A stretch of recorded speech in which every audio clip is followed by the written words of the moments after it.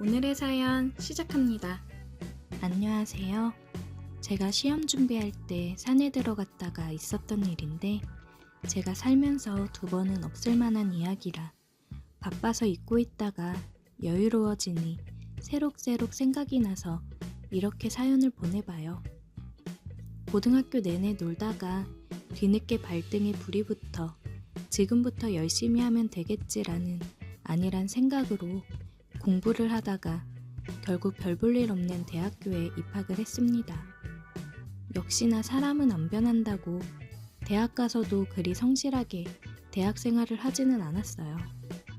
저처럼 공부 안 하고 그냥 캠퍼스 생활 즐기러 온 듯한 비슷한 친구들을 만나 어울려 다녔고 친구 3놈과 매일 같은 학교 여자들과 놀고 과팅도 나가고 맨날 여자들 만나 술 마시고 놀다 보니 여기저기 소문이 났는지 더 이상 학교 내에서 저희랑 어울리려는 여자들이 다 떨어져 나가서 저희는 하다하다 근처 다른 대학교 여자들을 만나러 다녔고 여자들 만나 노는 거에 한참 푹 빠져 있다 보니 다른 지역으로 점프를 뛰기도 했고 근처 공장에 다니는 여직원들까지 가끔 만나서 노는 범위를 넓혀갔습니다. 그러다 보니 소문이 나서 우리를 싫어하고 피하는 사람들도 있었지만 반대로 어디서 저희 소문을 듣고 먼저 연락을 해오는 사람들도 있더라고요. 아무튼 그때는 여자와 어울리지 않은 나를 꼽는 게 더 쉬울 정도로 매일 술 마시며 여자들과 놀기 바빴습니다. 친구놈들과 의기투합해서 서로 군대까지 연기해가며 그렇게 지내다가 결국 한 놈이 먼저 군대에 가게 되었고 다음으로 다른 친구놈이 국방의 의무를 다하기 위해 저의 곁을 떠났습니다. 혼자 덩그러니 남으니 셋이 있을 때 마냥 시간을 보내도 왠지 흥이 살지도 않았고 점점 지겨워지기 시작하더라고요. 그래서 그동안 손 놓고 있던 학교 생활에나 충실해볼까 싶어 열심히 학교 생활에 집중을 해보고자 했는데 2년을 내리 놀기만 했더니 따라가는 것조차 버겁더라고요. 처음엔 그래서 저도 바로 친구들 따라 군대를 가려고 했는데 막상 생각해보니 이왕 온 대학인데 이 상태로 군대까지 갔다간 정말 머리가 굳어버려서 전역하고 나면 진짜 큰 문제가 되겠다는 생각이 들었어요. 그래서 한 번 더 입영 연기를 하고 공부에 전념을 해보자 했습니다. 그런데 여태까지 놀기만 했더니 그 버릇 어디 안 가더라고요. 친구들이 없어서 여자들과 다 같이 노는 걸 못할 뿐이지 사실 개인적으로 저를 마음에 들어해서 만나고 싶어하는 여자들도 여럿 있어서 그녀들의 호출에 저는 항상 5분 대기조였어요. 틈틈이 공부도 열심히 하려고 했는데 결과가 그다지 좋은 편은 아니었습니다. 역시나 그렇게 어영부영 지내다 보니 이력서에는 쓰기 불편한 성적으로 졸업을 하고 결국 미루던 군대를 가게 되었습니다. 군대에 있으니 여자는 찾아볼 수 없잖아요. 제가 볼 수 있는 여자라고는 여군 가부님들과 선임들 면회 오는 여자친구들이 전부였으니 맨날 여자들과 어울려 놀다가 혼자 있으려니 죽을 맛이더라고요. 저랑 같이 술 마시고 연락하던 여자들은 어디서 뭘 하는지 뚝배기도 보이지 않더라고요. 덕분에 군대에서 휴가를 준다는 건 눈에 불을 켜고 해서 2달에 한 번 정도는 바깥 공기를 쐬며 같이 놀던 여자들에게 연락해 술이나 한잔 같이 하자고 연락을 하고는 했습니다. 그렇게 전역을 하고 오래 기다리던 친구들을 다시 만났는데 이 친구들은 군대에서 철이 들고 왔는지 세상의 번뇌를 버리고 남은 시간 학업에 온 힘을 쏟는 공부벌레가 되어 있었습니다. 마음 잡고 공부하는 친구들을 보니 저도 마음이 복잡해졌어요. 이 녀석들이 진짜 정신을 차렸나 싶어 장하기도 하고 한편으로는 예전처럼 아무 걱정 안 하고 함께 어울려 놀았던 그때가 그립기도 했습니다. 그리고 이럴 줄 알았으면 저도 이 친구들 군대 갔을 때 같이 갔다 오는 건데 후회를 해봤지만 이미 야속하게 지나버린 대학 생활과 잉크가 굳어버린 저의 성적표는 돌이킬 수 없었어요. 이름 있는 학교를 나온 것도 아니었고 그렇다고 제가 할 줄 아는 게 많아 스펙이 좋은 것도 아니라 전역하고 나와서 많이 방황을 했습니다. 전역 후 본가로 들어갔는데 군대 전역까지 했는데 계속 용돈을 받기도 눈치가 보였고 이제 어엿한 성인으로 저의 미래를 위해서라도 생계전선에 뛰어들어야 했지만 스펙이 좋지 않아서 그런지 저를 원하는 회사는 없었습니다. 그 와중에 더 노력할 생각은 안 하고 자격증 공부한답시고 학원을 등록해서 또 하라는 공부는 안 하고 같은 학원 다니는 여자들이랑 어울리기 시작했고 연애를 하기 위해 연락처를 받아내기에 혈안이 되어 있는 제가 있었습니다.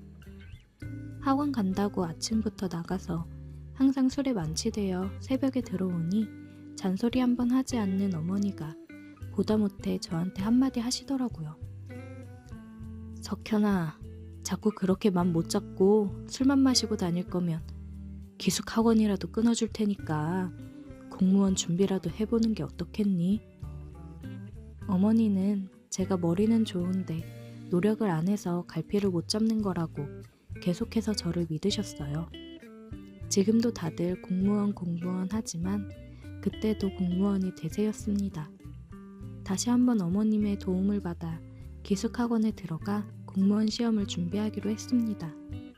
기본적으로 기숙사 내에서 연애는 금지였고 아주 스파르타식으로 학생들을 가르쳐주는 학원이었습니다. 여기라면 이제 저도 뭐라도 될 것 같은 기대를 했는데 저뿐만이 아니라 학원 안에는 정말 반골기질을 가진 저 같은 학생들이 많았습니다. 하지 말라고 하면 더 하고 싶어지는 법이잖아요. 몰래 숨어서 연애를 하고 술 마시는 것도 금지인데 어디서 술을 구해 몰래 들어오는 건지 그렇게 청춘의 한 페이지를 써내려가는 학생들을 보니 저도 굳었던 결심이 서서히 무너지기 시작했습니다. 결국엔 저도 하지 말라는 연애를 시작했고 몰래 만남을 갖다가 들키는 바람에 퇴소 조치를 당해 집으로 돌아오게 되었습니다. 부모님께 이제 2번 다시 실수하지 않겠다고 제발 한 번만 더 믿어달라고 손이 발이 되도록 빌었어요. 저의 진심이 통했는지 마지막 기회를 줄 테니 제발 정신 차리고 제대로 공부해보라고 하시더라고요. 그래서 집에 틀어박혀 공부를 시작했는데 집 주변에는 저를 유혹하는 것들이 너무 많았습니다. 부모님이 출근하고 집이 비면 조금만 더 자다 해야지 하면서 일어나 보면 저녁 시간이었고 이런 일이 반복되다 보니 공부가 제대로 될 리가 없었어요.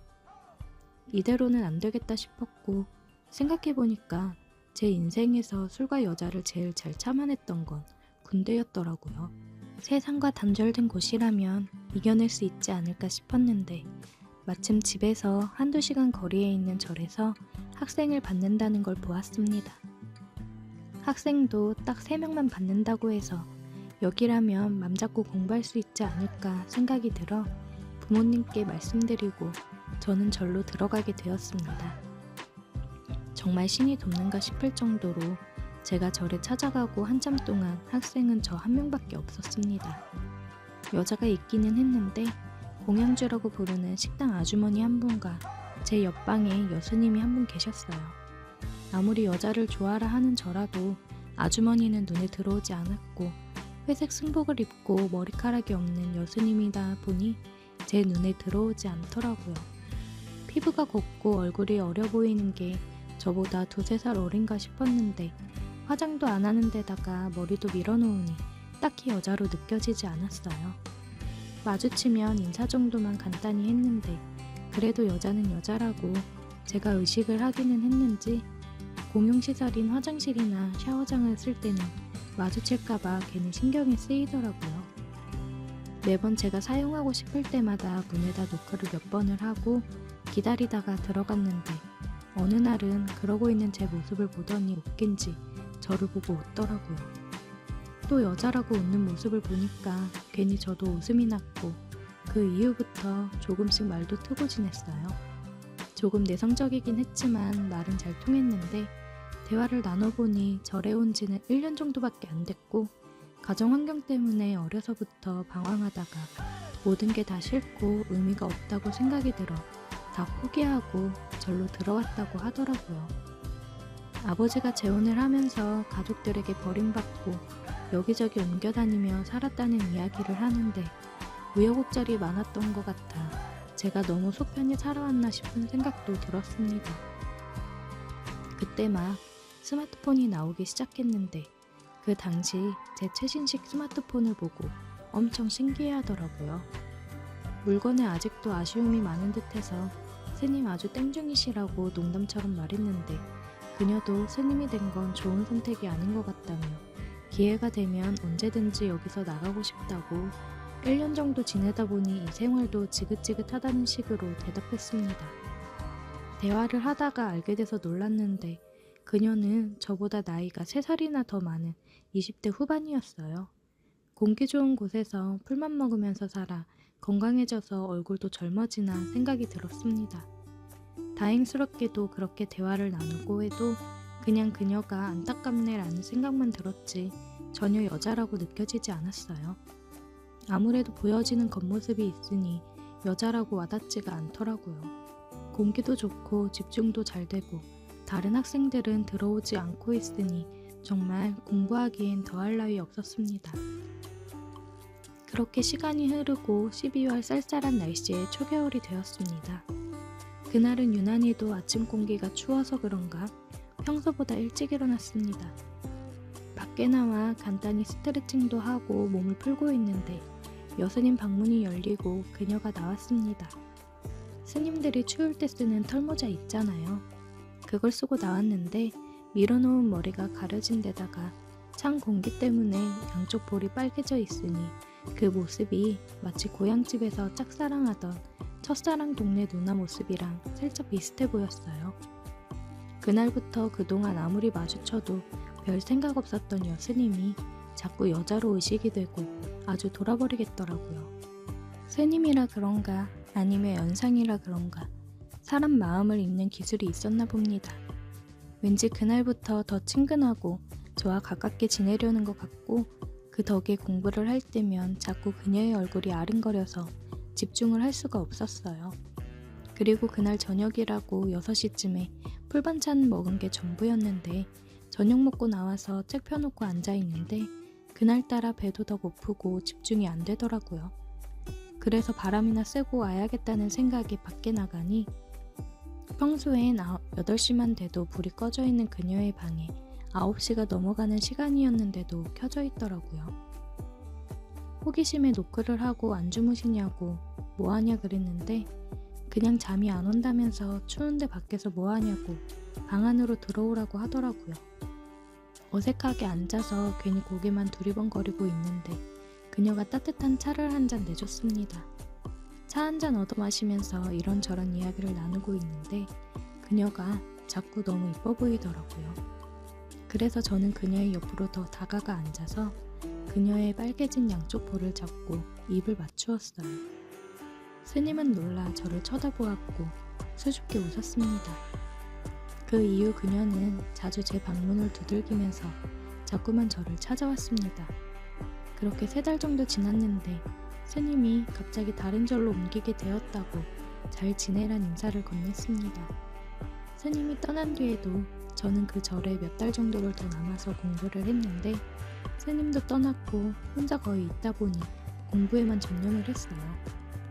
스님이 떠나기 전에 저에게 한 말이 자기처럼 인생에 후회를 남기지 말고 열심히 공부를 하라는 말이었고 그 말을 듣고 저는 열심히 공부를 했습니다.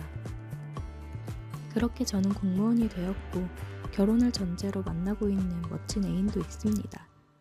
그럴듯한 남자가 된 저는 아직도 찬바람이 불어오는 겨울날 털모자를 꺼낼 때면 가끔씩 그 여수님은 잘 지내고 있을까 아니면 다시 속세로 나와서 지내고 있을까 하는 생각에 그리워질 때가 있네요.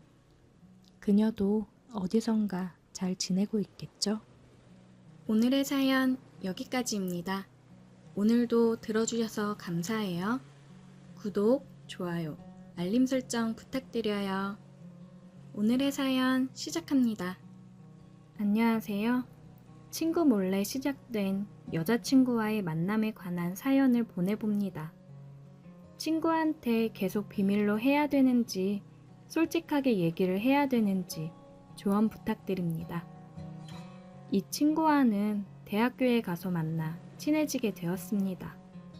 서로 말도 잘 통하고 생각하는 가치관이나 취미 같은 게 비슷해서 금방 친해질 수 있었어요. 대학교 내내 붙어 다니며 술을 마시고 다녔고 같이 꽈팅이며 여기저기 여자들 만나러 나가고 그랬습니다. 그런데 둘 다 아이러니하게 여자 앞에만 서면 말주변이 없어져서 그런지 여자를 제대로 만나보지도 못했고 둘 다 완벽한 남자가 아직 되지 않았어요. 그래서 친구랑 둘 중에 누가 먼저 진정한 남자가 될지 우스갯소리로 내기를 하자고 하기도 했습니다. 하지만 둘 다 군입대 전까지 진정한 남자가 되지는 못하였고 둘 다 군 제대하고 건장한 사내가 되어 만나자고 얘기를 하고 군대에 입대를 했습니다. 군입대는 비슷한 시기에 했지만 다른 부대에 배치되어 군 생활을 했어요. 군대에 있으니 시간이 참 안 가더라고요. 친구랑 휴가도 최대한 같은 날에 나와 만나서 놀다 복귀하고 그랬습니다. 군 제대를 하고 둘이서 만나 코가 비뚤어지게 술을 마시고 서로 군 생활하느라 너무 고생했다고 다독여 주었습니다. 둘이 같이 학교 복학을 했고 역시나 우리는 붙어 다니며 대학 생활을 했어요. 군대 제대하고 얼마 안 돼서 그런지 가까이 오는 여자들이 없어 우리 둘은 또 둘이서 신나게 술을 마시러 다니고는 했습니다. 그러다가 팀 과제가 있어 친구놈이랑 같이 친구 집에서 하기로 했어요. 친구 어머님이 계셨지만 곧 나가신다고 하셔서 친구네 집에서 모였습니다. 같은 팀 사람 2명은 각자 사정이 있어서 못 온다고 자료 준비는 다 해서 보내겠다고 했고 우리 둘이 편하게 과제하고 치맥이나 먹자고 얘기를 했습니다. 한참 집에서 과제를 하고 있는데 문소리가 들리더라고요. 그래서 친구 어머님이 나가시나 싶었습니다. 그런데 웬 여자가 우는 목소리가 들리더라고요. 뭐야? 누구 왔어? 아, 누나 같은데. 잠깐만 기다려봐. 친구한테 나이 차이 많이 나는 누나가 있다고는 들었는데 한 번도 본 적이 없었어요. 독립해서 따로 산 지 오래됐고 집에 잘 안 온다고 들었거든요. 저는 우는 목소리에 괜히 긴장돼서 조용히 귀를 기울이고 있었습니다. 얘기를 가만히 들어보니 친구 누나는 결혼을 전제로 동거를 하고 있었는데 그 남자가 처음엔 안 그러다가 집 청소도 하나도 안 하고 술만 먹으면 그렇게 손을 올리고 물건을 던지고 그런다고 하더라고요. 오늘은 쉬는 날인데 또 낮부터 친구들 만나 술을 먹고 저녁쯤 들어와서 또 그러길래 참다 이건 아닌 것 같아서 그냥 뛰쳐나왔다고 하는 것 같았습니다. 친구 어머님은 나가시려다가 갑작스레 들이닥친 딸의 눈물과 상황을 듣고는 한숨을 쉬시며 속상해 하셨어요. 그만 울어. 그런 못난 놈인 거 알았으면 된 거야. 결혼하기 전에 알게 된 게 얼마나 다행이야. 정신 차려. 진짜 사람이 어떻게 이렇게 변할 수가 있지? 야, 변한 게 아니라 원래 그런 사람이었던 거야. 엄마 말처럼 지금이라도 안 게 어디야. 괜히 혼인신고하고 법적으로 복잡해지지도 않고 조상님이 도와준 거라 생각해. 친구가 방으로 들어왔고 오늘은 그냥 가봐야겠다고 얘기를 했습니다. 그래, 나 오늘은 그냥 가볼게. 과제는 내일 다시 얘기하자. 저는 짐을 챙겨서 집에 가기 위해 방에서 나왔고 방에 들어갔을 거라고 생각한 친구 누나가 소파에 앉아 있더라고요. 굉장히 예뻐서 당황스러웠고 인사를 해야 되나 그냥 가야 되나 난감한 상황에 또 한 번 당황스러웠습니다. 안녕하세요. 안녕히 계세요. 바보같이 인사를 하고는 집을 나왔습니다. 친구 누나는 저를 보더니 그게 웃겼는지 살짝 실수를 터뜨린 것 같았어요. 제가 생각해도 굉장히 바보 같았습니다. 그나저나 친구한테 그렇게 이쁜 누나가 있을 거라고 생각을 못했는데 굉장한 미인이었어요. 또렷한 이목구비에 가녀린 몸매에 유전자가 누나한테 다 몰빵되었구나 싶었습니다.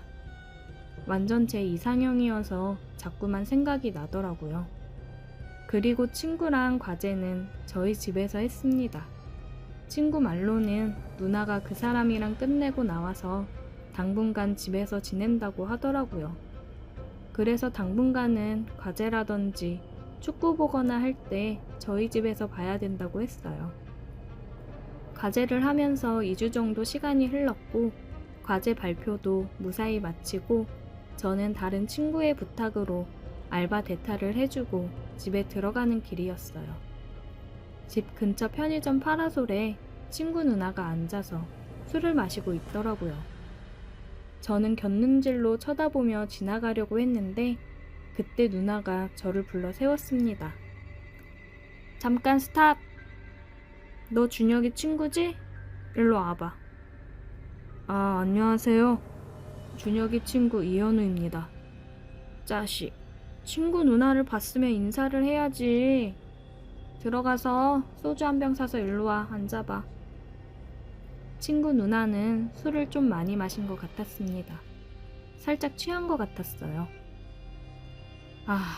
준혁이 놈은 나랑 술도 안 마셔주고 친구들이랑 마시자니 괜히 창피해서 얘기도 못하겠고 너는 그래도 그날 나 눈물 콧물 흘리면서 우는 것까지 다 봤으니까 더 창피할 것도 없고 같이 술이나 한잔 하자. 네, 한 잔 받으세요. 그렇게 친구 누나랑 술을 마시게 되었습니다. 친구 누나는 그동안 있었던 일들을 얘기하며 열을 냈고 또 울기도 하고 그랬어요. 자기가 그동안 콩깍지가 제대로 씌여서 자꾸 이해하고 넘기려고만 했던 것 같다며 자책을 하더라고요. 저는 누나 잘못이 아니라며 위로를 해줬습니다. 술 마시면서 대화를 하다 보니까 말도 잘 통하고 되게 귀엽더라고요. 왠지 제 눈에도 콩깍지가 씌인 듯 했습니다. 누나는 고맙다며 다음에 또 술친구를 해달라고 했어요. 저는 언제든지 오케이라고 얘기했습니다. 누나는 준혁이한테는 얘기하지 말라고 하더라고요. 자기 친구한테 지질이 군상 떤다고 뭐라 할 게 뻔하다면서요. 저도 준혁이가 알면 괜히 자기 누나랑 엮인다고 싫어할 수도 있겠다 싶어서 알겠다고 했습니다. 가끔 누나랑 술 한잔씩 하면서 얘기도 더 나누고 영화도 보면서 나름 데이트 비슷하게 하면서 지냈어요. 그러다 보니 점점 더 누나한테 마음이 가더라고요. 준혁이 녀석이랑 잘 통했던 것처럼 누나랑도 굉장히 잘 통하고 같이 있으면 항상 너무 즐거웠습니다. 그러다 누나랑 술을 마시고 일이 터져버렸어요. 그날은 전 남자친구와 같이 살던 집 문제며 모든 걸 다 끝냈다고 이제야 속이 후련하다고 술 한잔을 같이 하던 날이었습니다. 저는 드디어 전 남친이랑 조금이라도 엮인 것들이 모두 끝이 났구나 생각하며 속으로 좋아했습니다. 그래서 그런지 누나도 그렇고 저도 그렇고 평소보다 술을 많이 마셨어요. 너랑 있으면 왠지 마음이 편해져서 좋아. 저도 누나랑 있으면 마음도 편하고 재밌어서 좋아요. 준혁이 친구만 아니었으면 참 좋았을 텐데. 왜요? 그게 상관 있어요? 그래도 동생 친구면 좀 그렇잖아. 저는 상관없는데. 그냥 서로 마음이 같다는 게 중요한 거 아니에요? 누나랑 진지하게 얘기를 하다 보니 우리는 눈이 맞았고 저는 드디어 진정한 남자로 거듭났습니다. 친구한테는 누나와 사귄다는 말을 하지는 못했어요. 누나도 당분간은 비밀로 했으면 좋겠다고 했고요. 전 남자친구랑 문제로 집안이 뒤집어졌었는데 동생 친구랑 만난다고 하면 또 난리 날 거라고요. 저도 일단 동의를 했고 우리는 친구 몰래 사귀게 되었습니다. 나중에 친구한테 들키면 엄청 배신감을 느낄까봐 미리 얘기를 해주는 게 맞는 것 같기는 한데 친구가 우리 사이를 응원해 줄까요? 여러 생각이 드는 밤이네요. 오늘의 사연 여기까지입니다. 오늘도 들어주셔서 감사해요. 구독, 좋아요, 알림 설정 부탁드려요. 오늘의 사연 시작합니다. 안녕하세요.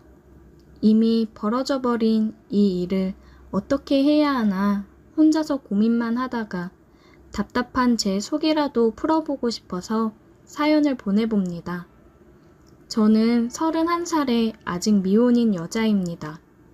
평범하게 회사를 다니고 있고 작년에 오래 만나던 남자친구와 헤어진 뒤로 아직까지 새로운 남자를 만나고 있지 않습니다.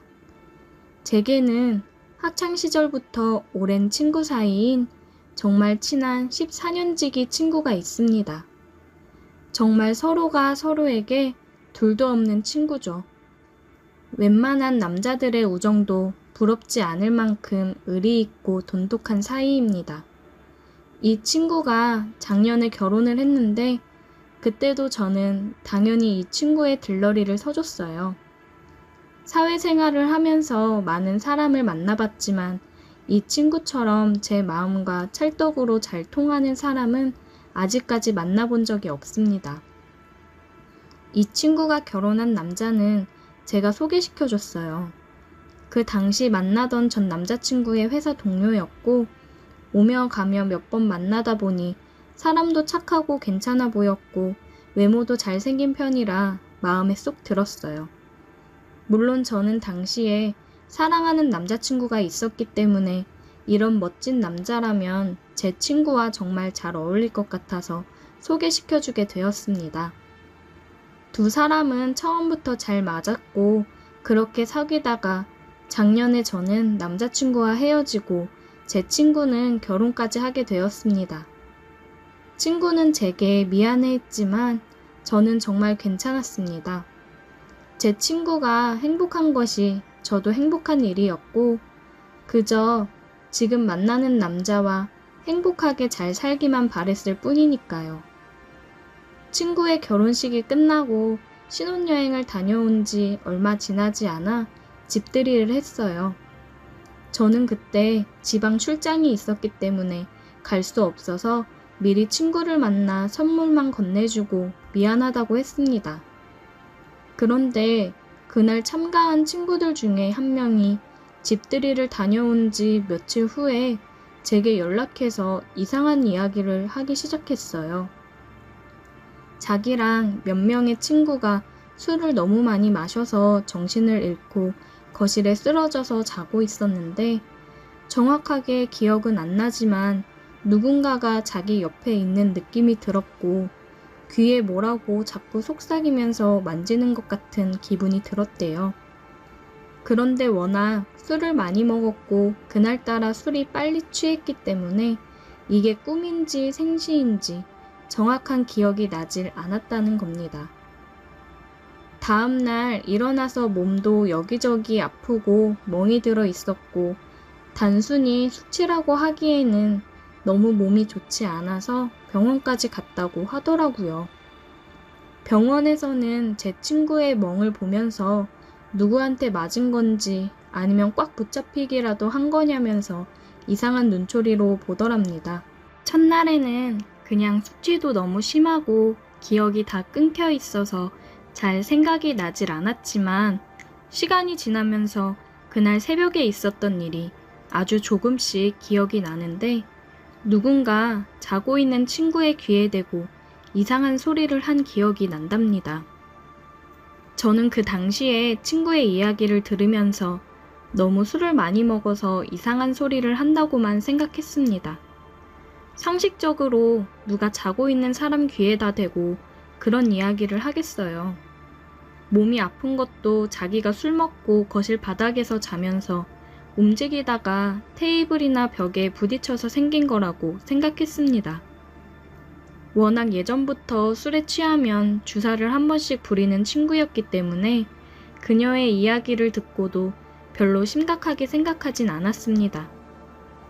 그리고 그 뒤로 몇 달이 지나서 회사에서 연휴를 받고 집에서 놀고 있었는데 결혼한 제 베스트 프렌드에게서 연락이 왔습니다.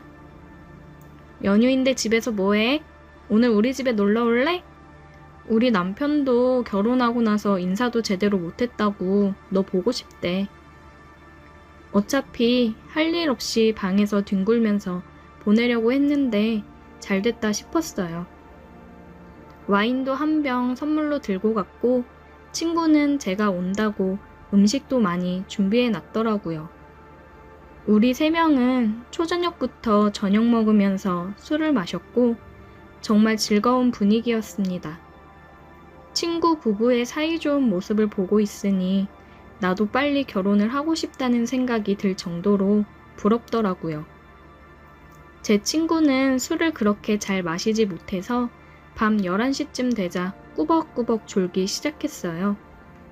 방에 들어가서 자라고 했더니 자꾸 더 논다고 해서 친구의 남편을 시켜서 억지로라도 안방에 데려다가 눕혔습니다. 눕혀놓고 나니 바로 코까지 골며 골아 떨어져 버렸어요. 제 친구를 재워두고 저와 그 남자 단 둘이 거실에서 술을 마셨어요. 이런저런 이야기를 하다가 헤어진 제 전 남자친구에 대한 이야기도 나왔고 그 남자가 다른 여자를 만나서 행복하게 지내고 있다는 근황도 전해 들었습니다. 헤어지고 나서 별로 그리워해 본 적은 없었는데 그날따라 이상하게 술도 취했고 전 남자친구와의 추억이 생각이 나서 순간적으로 감정이 올라오더라고요. 살짝 제가 눈물을 보이자 그 남자가 당황하더니 자기가 말 꺼내서 미안하다고 휴지를 꺼내 제 눈물을 닦아주었고 어깨도 토닥토닥 쓸어내려 주었습니다. 역시 자상하고 매너 있는 좋은 사람이라는 생각이 들었어요. 만약 그때 제가 전 남자친구와 만나고 있지 않았다면 이 사람과 사귀지 않았을까 생각도 했고 그랬다가는 이 사람의 아내가 제 친구가 아닌 제가 될 수도 있었을 텐데 하는 생각을 하니 기분이 좀 요상해지더라고요. 그런데 그때 갑자기 제 다른 친구가 해준 이야기가 머릿속에 떠올랐습니다. 혹시라도 내가 오늘 이 집에서 정신을 잃는다면 나한테도 비슷한 일이 생기지 않을까 하는 생각이 들었고 그때부터 술이 깨면서 머릿속이 맑아지더라고요. 이 남자가 범인이라는 증거는 아무데도 없고 오히려 정말 매너 있고 젠틀한 사람이지만 그래도 혹시 모르는 일 아니겠습니까? 마시던 술잔을 내려두고 나도 술이 올라서 피곤하다는 말을 하고는 마시던 술상을 적당히 정리하고 친구가 내어준 손님방으로 들어갔습니다. 침대에 누워서 자는 척을 하고 있었는데 얼마 시간이 지나고 나니 아니나 다를까 방문이 열리면서 사람이 들어오더라고요. 온몸에 소름이 돋고 솔직히 조금 무서운 생각까지 들었어요. 그래도 필사적으로 자는 척을 하고 눈을 감고 있었는데 그 남자가 제 옆에 눕더라고요. 잠꼬대를 하는 척하며 벽 쪽으로 돌아 누웠는데 제 등에 밀착을 하더니 제 귀에 대고 그렇고 그런 이야기를 쏟아내기 시작했어요. 정말 저는 이 사람을 그동안 보면서 이런 사람일 거라고는 전혀 생각하지 못했습니다. 착하고 건실하고 멀쩡하게 잘생긴 사람이로구만 생각했어요. 너무 충격이었고 그대로 일어나서 소리를 지르고 뛰쳐나가고 싶었지만 잔뜩 겁을 먹어버린 제 몸이 마음대로 움직여지지 않았습니다. 제가 그냥 참고 가만히 있었더니 이 사람은 조금 더 대담해졌는지 누워있는 제게 백허그를 시도했어요. 당시에 남자친구와 헤어진 지도 꽤 지났고 저도 남자의 손길이 그리울 때였습니다. 게다가 술까지 한 잔 먹었으니 이대로 그냥 확 안겨버리고 싶다는 생각도 조금 있었어요. 하지만 그 순간 제 친구의 얼굴이 떠오르더라고요. 여기서 제가 이 남자와 끝까지 갔다가는 앞으로 친구 얼굴을 못 보겠더라고요. 그런 생각까지 하고 나니 정신이 번쩍 들었고 더 이상 가만히 있다가는 큰 봉변을 당하겠구나 싶어서 그 손을 밀치고 일어나 그 길로 집을 빠져나가서 택시를 타고 제 방으로 돌아왔습니다. 정말 너무 충격이었고 집에 돌아와서도 그 더러운 감정이 잊혀지질 않았어요. 그날 이후로 제 친구도 보기 껄끄러워졌습니다. 친구에게 이야기하자니 저를 미친 사람 취급할 것 같고 처음부터 제가 소개시켜준 사람인데 저 때문에 친구가 이혼하고 불행해지는 건 원치 않았어요. 그렇다고 아무런 말 안 하고 그대로 있자니 그 남편이란 놈이 다른 여자에게 분명히 사고치고 불행해질 것이 뻔하기 때문에 모른 척하기도 힘든 상황입니다. 제 친구는 아무것도 모르고 하루에도 몇 번씩이나 제게 연락해서 자기 남편 자랑을 하곤 하는데 솔직히 그 사람 사진만 봐도 욕이 나오고 치가 떨립니다. 친구와 전화를 하면 자꾸 자기 남편 이야기를 하기 때문에 이런저런 핑계를 대고 친구와 전화도 하지 않고 있어요. 그래서 그런지 요즘엔 제게 많이 서운해하는 것을 느낍니다. 아마도 친구는 제가 자기가 행복한 결혼 생활하는 것을 부러워한다고 생각할 거예요. 제가 이 상황에서 어떻게 해야 할지 도무지 모르겠습니다. 친구의 행복을 위해서 이야기를 해줘야 할지 그냥 모른 척 해줘야 할지 답이 안 나와요. 그리고 그 남자에게도 복수하고 싶은데 증거도 없고 솔직히 친구 생각에 뭘 어떻게 해야 할지도 모르겠어요. 제가 받은 충격이 너무 심해서 주변에 그 누구에게도 이야기를 못하고 있었는데 이렇게나마 사연으로 보내보니 속이 조금 후련한 느낌입니다. 오늘의 사연 여기까지입니다. 오늘도 들어주셔서 감사해요. 구독, 좋아요, 알림 설정 부탁드려요. 오늘의 사연 시작합니다. 안녕하세요. 저는 30대 주부입니다. 남편은 저보다 1살 연상이고 저희에겐 아이가 없습니다. 딱히 저희에게 문제가 있는 건 아니고요. 소위 말하는 딩크족이라고 하죠. 저와 남편은 좀 더 부부관계를 즐기며 살기로 했습니다.